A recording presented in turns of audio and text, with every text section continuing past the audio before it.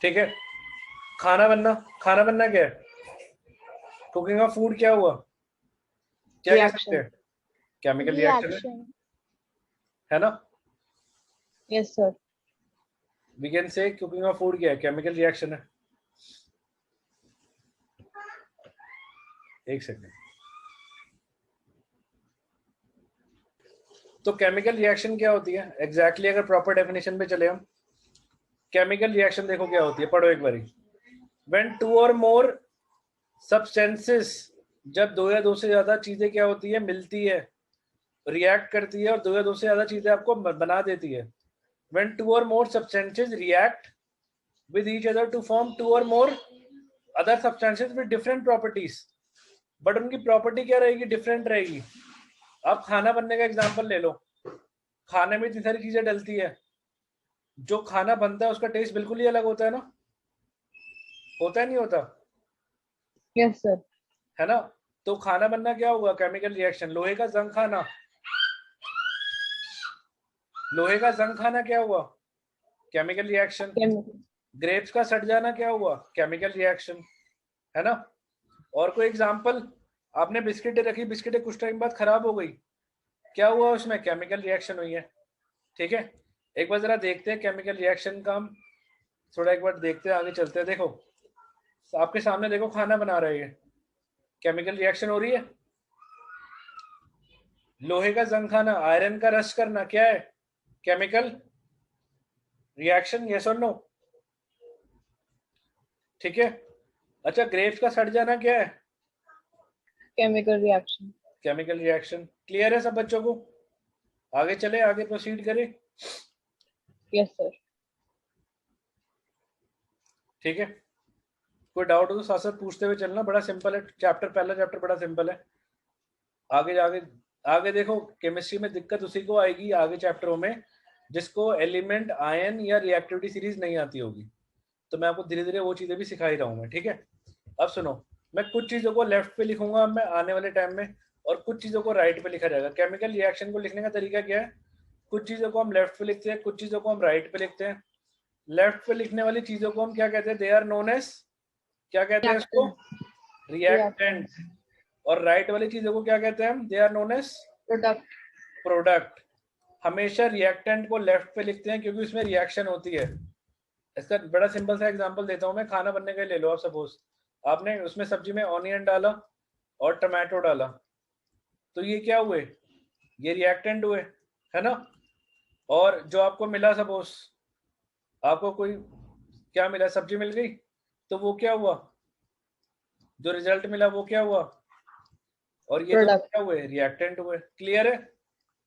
हाँ जी। लेफ्ट वाली चीजों को रिएक्टेंट और राइट वाली चीजों को प्रोडक्ट। और ये जो एरो दिख रहा है आपको, एरो सा जो मैंने बनाया है, ये एरो हमेशा प्रोडक्ट की तरफ ही पॉइंट करेगा ऑलवेज। कभी भी उल्टा एरो नहीं बनाना, ये गलत चीज होती है। ठीक है, हमेशा जो एरो किसकी तरफ पॉइंट करेगा? प्रोडक्ट की तरफ। क्लियर है? Yes sir. ठीक है। हाँ जी, आप बाकी और बच्चे बताओ, कनिष्का, मयंक, शुभ, चैट में बता दो। आपसे बोला नहीं जा रहा तो, माइक ऑन नहीं हो रहा तो चैट में लिख दो बायोरेन। ठीक है,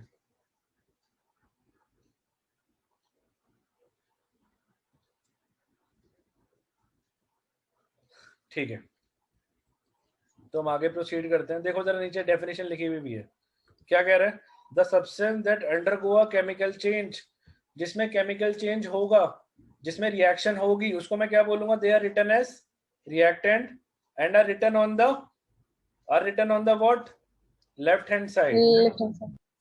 और न्यू सब्सटेंस जो बना है, जो नया सब्सटेंस बन के निकला है during the reaction, and are written on the, किसमें? Right hand side. They are known as, क्या कहते हैं उसको? प्रोडक्ट।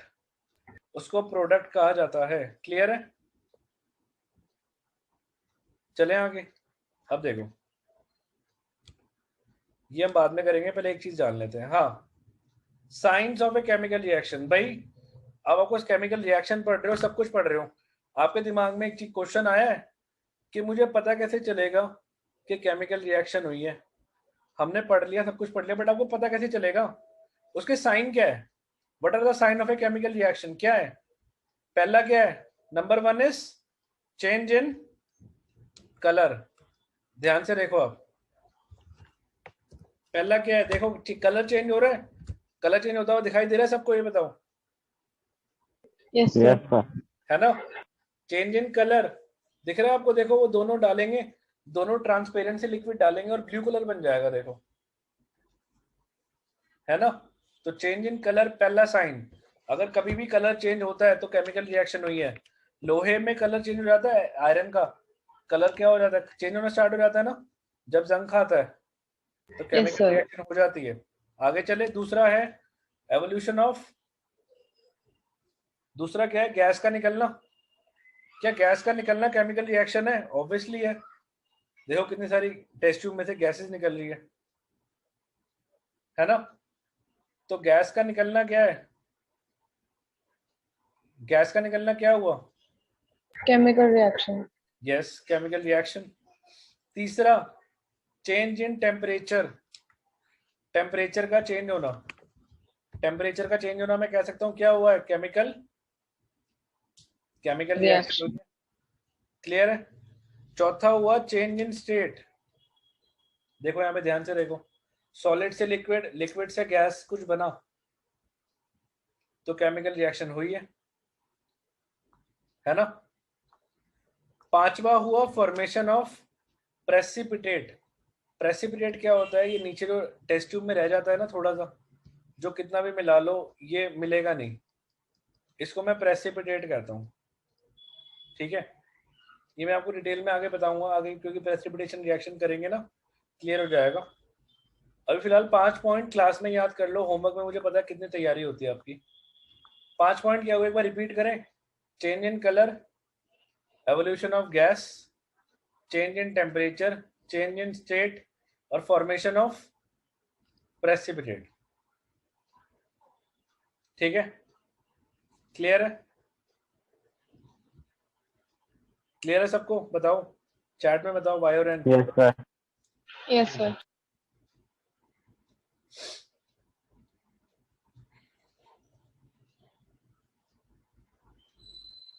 अब आगे चलते हैं।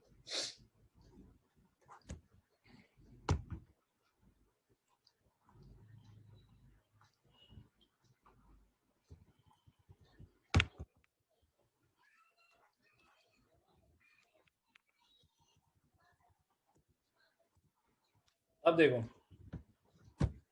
अब किसी भी केमिकल रिएक्शन को रिप्रेजेंट करने के तरीका, मैं किसी भी केमिकल रिएक्शन को रिप्रेजेंट कैसे करूंगा? How do we represent a chemical reaction? Mainly Sir, symbol से. हाँ, 3 तरीके होते हैं रिप्रेजेंट करने के। जैसे मैंने तीनों को लिख के दिखाता हूँ। Suppose when magnesium ribbon, when magnesium ribbon burns in air, burns in air, it produces a white powder. क्या नाम होता है उसका? which is magnesium oxide। अच्छा, दूसरा तरीका क्या होता है लिखने का? दूसरा तरीका हो गया वर्ड इक्वेशन। आप इस पूरी इक्वेशन को वर्ड में लिख दो, वर्ड की फॉर्म में लिख दो। कैसे? देखो, मैग्नीशियम को बर्न किया, मतलब जलाया, तो क्या होगा? मैग्नीशियम प्लस क्या होगा? ऑक्सीजन, है ना? वर्ड लिख दिया ना, बर्न्स इन एयर, क्या बना? Magnesium oxide. तो क्या मिला मुझे? Magnesium oxide. ये वाला पॉइंट क्लियर है? मैंने पूरी रिएक्शन को किस में लिख दिया? In the form of word की फॉर्म में लिख दिया। ठीक है, अब इसको लिखने का तीसरा तरीका पता है क्या है? इसको हम कहते हैं chemical equation. Chemical equation, chemical equation क्या होता है? मैं इस पूरी रिएक्शन को है ना सिंबल की फॉर्म में लिख देता हूं। देखो, इससे भी इजी है वो। मैग्नीशियम की जगह में क्या लिख सकता हूँ? हाँ जी, Mg लिख सकते हैं। और ऑक्सीजन की जगह में क्या लिख सकता हूँ? O2। O नहीं लिखेंगे, बिकॉज ऑक्सीजन जो होता है डायटोमिक होता है। O2 सर, ऑक्सीजन गैस है इसलिए। हाँ, गैस, क्योंकि गैस यूज कर रहे हैं हम।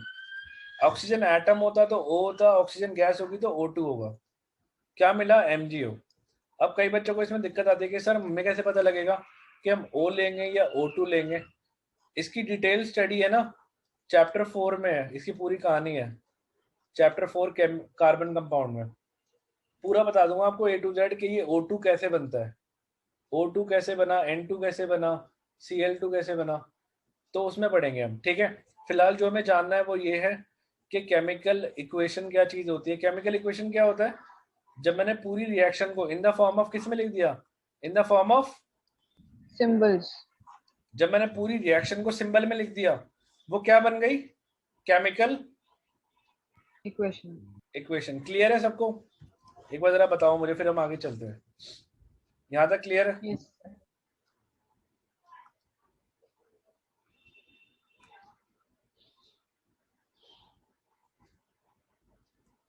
सिर्फ एक ही बच्चे का आंसर आया, बाकी सारे सो रहे हैं।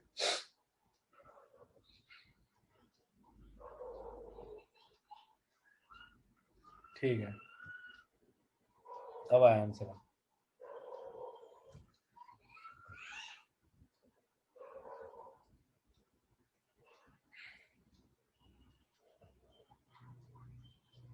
शुभ, आवाज आ रही है आपको मेरी? आंसर नहीं आया आपका।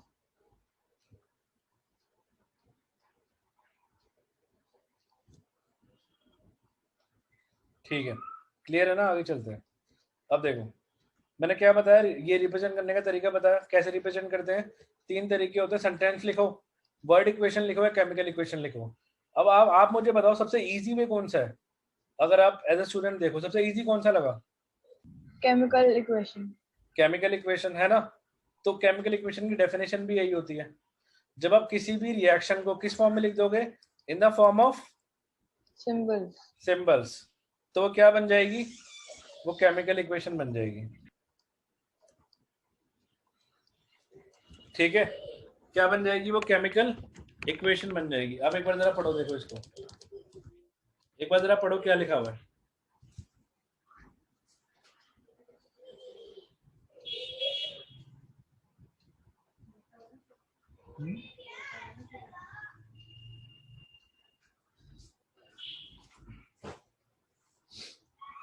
हाँ जी, पढ़ा। केमिकल इक्वेशन क्या होता है? Symbolic representation of a chemical reaction.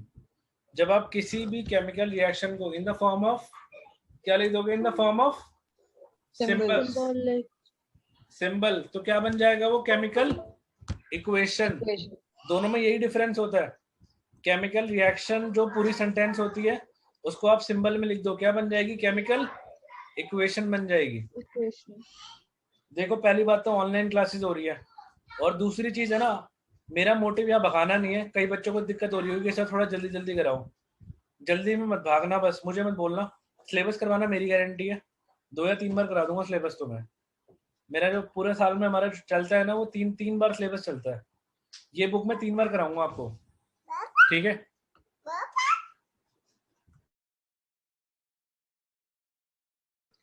तो इसलिए मैं कह रहा हूँ आराम आराम से सीखते हुए चलेंगे चीजों को, भागेंगे नहीं। भागने वाला काम ना मुझे पसंद है और ना मैं किसी बच्चे का करता हूँ। ठीक है, तो केमिकल इक्वेशन समझ आ गया। चले आगे। अब ध्यान से देखो,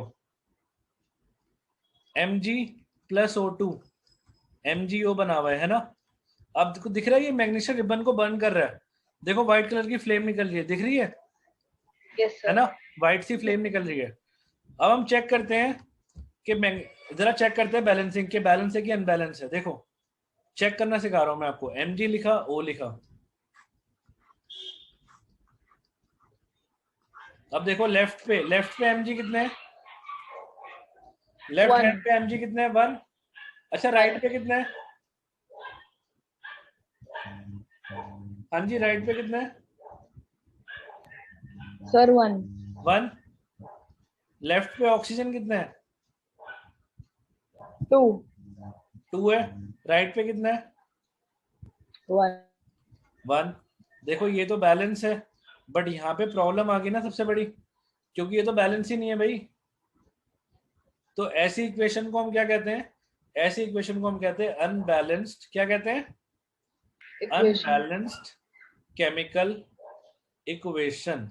अनबैलेंस केमिकल इक्वेशन।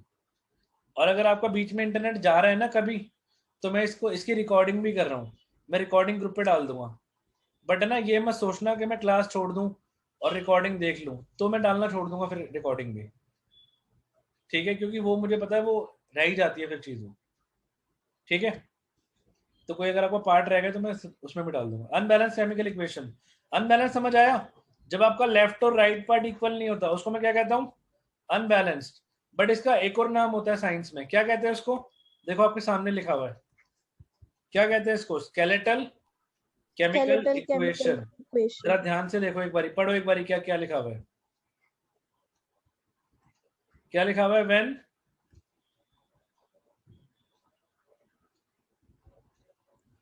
अच्छा आपको ऐड करना भूल गया, हाँ मैंने ऐड करना था, सॉरी। हाँ जी, एक बार पढ़ो स्केलेटल क्या लिखा हुआ है, क्या लिखा हुआ है स्केलेटल पे, पढ़ो एक बारी।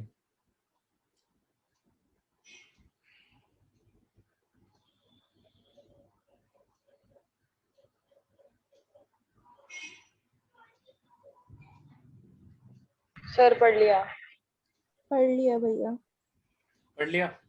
क्या लिखा हुआ है? जब लेफ्ट और राइट पार्ट इक्वल नहीं होगा तो इक्वेशन क्या हो जाएगी? इक्वेशन अनबैलेंस हो जाएगी। अनबैलेंस और अनबैलेंस इक्वेशन को हम क्या कहते हैं? क्या नाम होता है इसका? Skeletal chemical equation. Skeletal chemical equation, है ना? इसको हम क्या कहते हैं? स्केलेटल केमिकल इक्वेशन, ठीक है।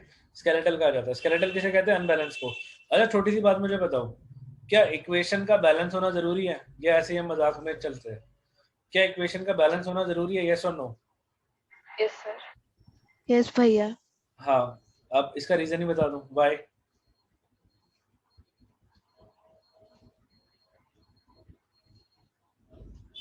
इक्वेशन का बैलेंस होना क्यों जरूरी है? देखो, आपने 2 किलो और 2 किलो, आपने सपोज ऑनियन 2 किलो डाले और टोमेटो 2 किलो डाले, आप क्या एक्सपेक्ट करोगे? आपको 1 kg मिलेगा या 4 kg मिलेगा? ये बताओ। 4 kg। 4 kg एक्सपेक्ट करोगे ना, और मिलना भी वही चाहिए, 2 और 2 4 होता है, ठीक है। तो देखो यहाँ पे भी इक्वेशन ही है एक तरह की। अब यहाँ पे अगर इक्वेशन में प्रॉब्लम आएगी तो आपको दिक्कत आ जाएगी। इक्वेशन का बैलेंस होना क्यों जरूरी होता है पता है? हमने एक लॉ पढ़ा था, याद है? 9th में हमने एक लॉ पढ़ा था जिसको हम कहते थे कि लॉ ऑफ कंजर्वेशन ऑफ मास। हाँ जी, सुना है कभी लॉ ऑफ? यस क्या सर। था? कंजर्वेशन ऑफ मास। वो कहता था कि मास can neither be created nor be destroyed. Mass can neither be created nor be destroyed. ना मास कभी बनता है, ना ही कभी बिगड़ता है, ना कभी खत्म होता है, ना डिस्ट्रॉय होता है। Nor be destroyed in A chemical reaction. Chemical reaction में ना ही मास कभी बनेगा और ना ही कभी डिस्ट्रॉय होगा। मतलब आपने जितनी चीजें डाली है उतनी ही चीजें मिलेगी आपको, ठीक है। पहले बैलेंस की बात करते हैं। बैलेंस क्या होती है? अच्छा, बैलेंस केमिकल इक्वेशन क्या होगी? अनबैलेंस होगा जब इक्वल नहीं होगा। तो बैलेंस क्या होगा? जब आपका रिएक्टेंट का मास किसके इक्वल होगा? प्रोडक्ट के मास के। प्रोडक्ट के।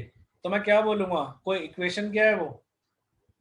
Balance chemical equation. क्लियर है? Yes sir. क्लियर है ना? ठीक है। अच्छा, इक्वेशन का बैलेंस होना क्यों जरूरी होता है? क्या बताया मैंने? To satisfy the law of conservation of mass. Law of conservation of mass. अच्छा वैसे है ना, इसको लिखने लिखने की कोई जरूरत नहीं है। जो आपको मेन लगे ना कि आप लिखना चाहते हो, सिर्फ वो लिखना। आपको लिखा लिखाया मटेरियल मिल जाएगा, ठीक है। तो ये मैं सोचना मैं इसको स्क्रीनशॉट ले लूं, लिख लूं, कोई टेंशन वाली बात नहीं, मैं आपको खुद दे दूंगा, ठीक है। सब कुछ आपको लिखा लिखाया मटेरियल सब कुछ आपको इजीली मिल जाएगा, ठीक है। बस आपका काम है ऑनलाइन सिर्फ समझना है हमने कि जो हम पढ़ रहे हैं ना उसको अच्छे से समझे कि एग्जैक्टली हम पढ़ क्या रहे हैं, ठीक है। इक्वेशन का बैलेंस होना क्यों जरूरी होता है?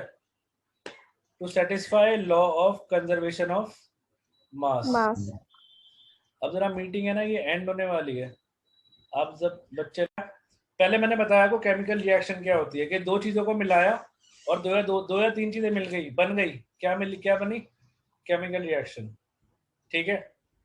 अब उसको रिप्रेजेंट करने का तरीका क्या होता है? In the form of symbols. Symbol. और सिंबल Yes, sir. जब उसको सिंबल में लिख दूंगा तो वो केमिकल रिएक्शन क्या बन जाएगी?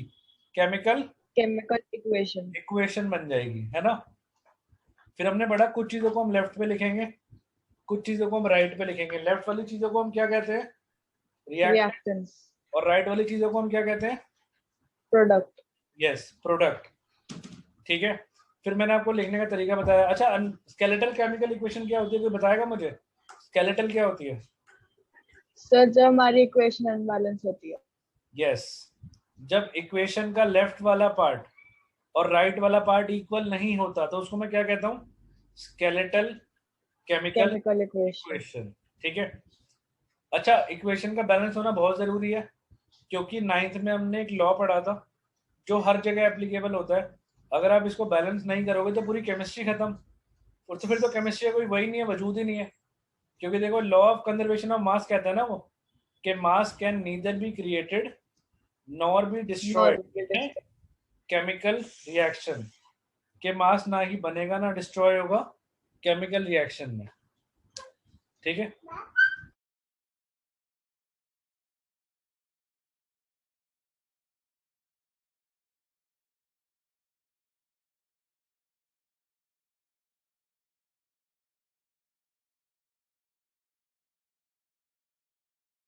लॉ ऑफ कंजर्वेशन ऑफ मास क्या कहता है? मास can neither be created nor be destroyed.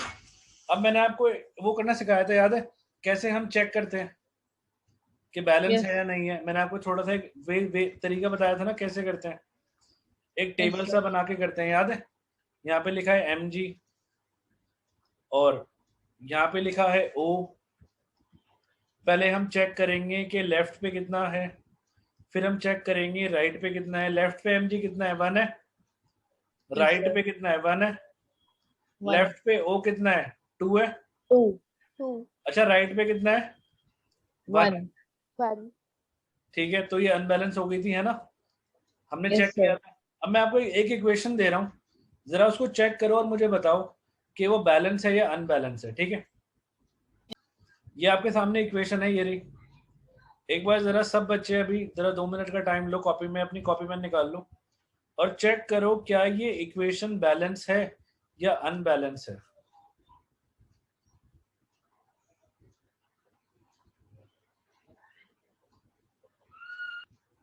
ठीक है, तो हाइड्रोजन हुआ 4। अच्छा, ऑक्सीजन चेक करो, ऑक्सीजन कितना है ये बताओ लेफ्ट पे। Sir 4. हाँ 4. हाँ जी, 4 है। 2 2 जा। अच्छा, राइट पे कितना है? देखो राइट पे कितना है, ये रहे 2, और मैंने बोला था ये भी 2 ही है ना, क्योंकि मैथ्स की ब्रैकेट का काम करता है, ये ब्रैकेट लगी हुई है आगे, तो ये भी 2 हुए। और 2 और 2 कितने हो गए? 2 + 2, बीच में प्लस का साइन है ना। 2 + 2 कितना 4. हुआ? 4. 4। तो 4 हो गए। क्लियर हुआ सबको? देखो बैलेंस है ये। 3 टिक आ गए ना। व्हाट्सएप पे 2 आते हैं, यहाँ पे 3 आ गए। बैलेंस है। चलें आगे, आगे प्रोसीड करें। क्लियर है? Yes, sir. ठीक है। अब देखो, केमिस्ट्री तो हम पढ़ लेंगे, बट ना कुछ चीजों को जानना और इम्पोर्टेंट है, वो मैं आपको करवाता हूँ अभी। ये बैलेंसिंग है, ये कहाँ से होगी? देखो, अब हमें पता क्या सीखना है। अब हमें ना अपने दिमाग में जितनी भी जो चीजें भरी पड़ी है ना, उनको जरा सुलझाना है। आपके दिमाग में ना कई सारी चीजें होती है जो उलझी पड़ी है केमिस्ट्री को लेके, वो उन चीजों को आज हम ट्रैक पे लेके आएंगे। मैं पूरी कोशिश करूंगा कि आप सबको मैं अच्छे से एक्सप्लेन कर सकूं। सुनो, 3 चीजें हमें जाननी है मेन। एलिमेंट, एलिमेंट, आयन और कंपाउंड। एलिमेंट को है ना हम एटम भी कह सकते हैं, क्योंकि ऑलमोस्ट सिमिलर ही होता है। एटम भी कह सकते हैं हम। तो एलिमेंट पता है क्या होता है? एलिमेंट होता है विच कांट बी डिवाइडेड, जिसको आप अलग नहीं डिवाइड नहीं कर सकते फिजिकली और केमिकली, या सेपरेटेड बोल लो आप, सेपरेटेड ज्यादा अच्छा वर्ड होगा, which can't be separated, separated what, physically और केमिकली। भैया आप फिजिकली चाहे जोर लगा लो अपना और केमिकली जोर लगा लो, आप एलिमेंट या एटम को अलग नहीं कर सकते। तो अगर आपसे कोई पूछे ना कि ऐसी क्या चीज है जो तू चाहता है मैं करके दिखाऊं, तो उसको बोलना कि एलिमेंट को अलग करके दिखा। ठीक है, आगे से ध्यान रखना इस चीज का। एग्जाम्पल दूं, हीलियम, हाइड्रोजन, जो आपको पढ़ाया है सब कुछ, लिथियम, ये सारे एलिमेंट ही तो पढ़ाए हैं, आप इनको अलग नहीं कर सकते, अकेले रहते हैं ये। ठीक है, एलिमेंट क्लियर हुआ। अब पता है कंपाउंड क्या चीज होती है? कंपाउंड आपने वर्ड सुना होगा बट कभी जानने की कोशिश नहीं करी, मुझे पूरा भरोसा है। कंपाउंड पता क्या होता है? कंपाउंड होता है जब एलिमेंट मिल जाते हैं तो कंपाउंड बन जाता है। So there's CO2 और H2O. यस, CO2 आप एग्जांपल लगाओ तो CO क्या है? C क्या है? कार्बन है, और O क्या है? ऑक्सीजन है। Oxygen. तो मैं कह सकता हूँ, एक चीज मैं क्लियर कर सकता हूँ कि जब एलिमेंट 1 और एलिमेंट 2 मिलेंगे तो क्या बन जाएगा वो? It become a compound. Compound अपने आप में, एक चीज और जानने की जरूरत है हमें, कंप्लीट होता है। समझ रहे हो? कंप्लीट इसका मतलब है अगर CO2 लिखा है तो आपने कभी ऐसा लिखा हुआ नहीं देखा होगा C2O2 कि मैं 2 यहाँ लगा दूं, इट इज रॉन्ग। मैंने क्या बोला, मैं रिपीट कर रहा हूँ, कंपाउंड अपने आप में कंप्लीट होता है। और ये जो आयन होता है ना, आयन ये हमेशा क्या होता है? अपने आप में क्या होता है? इनकम्प्लीट होता है, ये अधूरा होता है, पूरा नहीं होता। आयन दो सर टाइप के समझ होते नहीं हैं याद आया, है? क्या कह रहे हो? सर समझ नहीं आया इनकम्प्लीट और कंप्लीट। अरे एक सेकंड में पूरा एक्सप्लेन तो करने दो। आयन देखो, एग्जांपल देता हूं मैं आपको, जैसे Ca2+ और CO3 2-। अब मुझे एक बात बताओ, opposite charges attract each other, yes और नो? है ना? अपोजिट चार्जेस अट्रैक्ट करते हैं एक दूसरे को। अच्छा, CO2 और CO3, आप पहले मुझे ये पहचानो कि कंपाउंड कौन सा है इन दोनों में से? CO2. CO2 कंपाउंड है, इसका मतलब CO3 क्या है? आयन है। मतलब CO3 कभी भी अकेला एग्जिस्ट नहीं करेगा। इनकम्प्लीट मैं किसे बोल रहा हूँ? जब वो अकेला एग्जिस्ट नहीं करेगा, अगर वो आएगा तो किसी के साथ आएगा। एग्जांपल दूं, CaCO3 और भैया। हाँ जी बोलो, आवाज आ रही है आपको? हाँ जी सर। हाँ, मैं एक बार, एलिमेंट क्लियर हुआ? एलिमेंट वाला पार्ट मैं सब कुछ करा दूं, एक सेकंड। और कंपाउंड क्लियर हुआ? कंपाउंड क्या होता है? जैसे H2O हो गया आपका, ये कंपाउंड है। अच्छा, मैं आयन के बारे में डिस्कस करता हूँ। आयन क्या होता है? आयन होता है चार्ज स्पीशीज, वो पॉजिटिव भी हो सकती है, नेगेटिव भी हो सकती है। अगर चार्ज स्पीशीज पॉजिटिव होगी तो वो नेगेटिव को अट्रैक्ट करेगी, है ना? Because opposite charges attract each other. और अगर वो नेगेटिव होगी तो वो पॉजिटिव को अट्रैक्ट करेगी। ठीक है, मैंने आपको चार स्पीशीज का नाम दिया, मैं आपको लिख के दिखा रहा हूँ। जैसे Ca हो गया, CO3 हो गया। एक और एग्जांपल दूं, सल्फेट सुना है कभी? सल्फेट आयन, हाँ जी हाँ जी सर। सल्फेट कभी भी आपको अकेला लिखा हुआ नहीं दिखेगा, कभी आपने नोटिस किया हो तो। हमेशा या तो FeSO4 लिखा हुआ दिखेगा, आयरन सल्फेट, हेलो, CuSO4 लिखा हुआ दिखेगा। एक्सक्यूज मी भैया। हाँ जी, भैया प्लीज आप एक बार रिपीट कर दोगे, वो मेरी बीच में मीटिंग लीव हो गई थी। अच्छा मैं एक काम करता हूँ ना, मैं रिकॉर्डिंग सेंड कर दूंगा ग्रुप में, आप देख लेना। अगर तब भी दिक्कत आए तो मुझसे नेक्स्ट टाइम पूछ लेना, ठीक है?